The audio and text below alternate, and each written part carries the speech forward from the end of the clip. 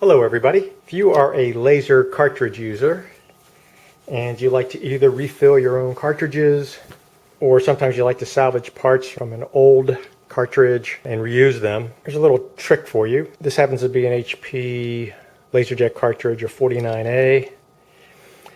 And on many of these cartridges, not all of them, but the number one step is you need to remove this pin right here on this end, and you need to remove a pin over here on this end. And there are quite a few misleading videos out there that show that you can just take a punch and punch that pin through on both ends and the pin will be inside, but at least on the genuine HP cartridges that I have, that doesn't work. You cannot punch that pin through. So how do you get it out? Let me show you how I like to get it out. It's really, really simple. I like to take a pick. In this case, I've got a right angle pick, and I basically like to heat the point on my stove or candle, but get the point nice and hot, and then come in right alongside of the pin and press in, and the heat from the pick will melt the plastic. And I make one hole on each end right next to the pin, and then you can go in with a pick or a needle and you can pry the pin out. So that's my trick for you. Let me try to demonstrate this for you. I'm going to heat this.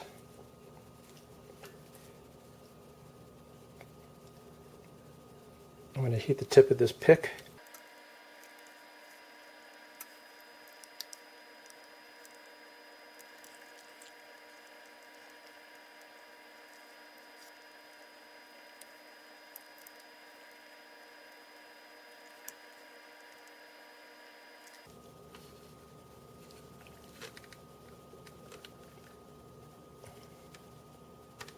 So I got myself a nice hole there.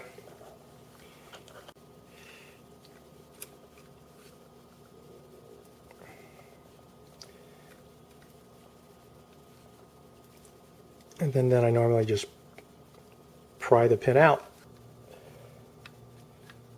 So work on it with your pick.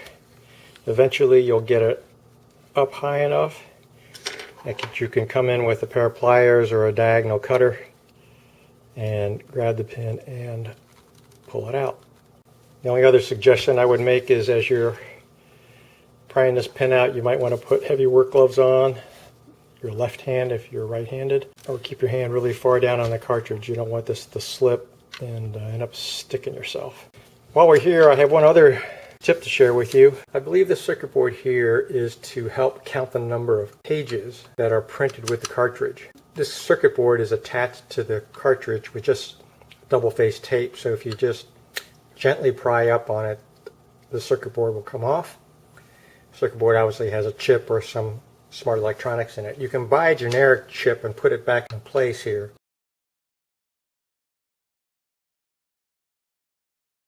By accident the other day, I was messing around with a cartridge. I had removed the chip or the circuit board from the cartridge previously, and when I threw the cartridge into the printer, it printed just fine. So I was surprised that the printer would even print with no cartridge in place. So if you're not able to print because this circuit board and chip have fooled the printer in thinking, or have told the printer that too many copies have been printed, you might just want to take the chip off. You got nothing to lose, and see whether you're able to print any pages. Since there's so much other video content out there on YouTube on how to disassemble these cartridges and how to clean them and how to refill the toner, I'm not going to waste any time documenting what's very, very well documented out on YouTube.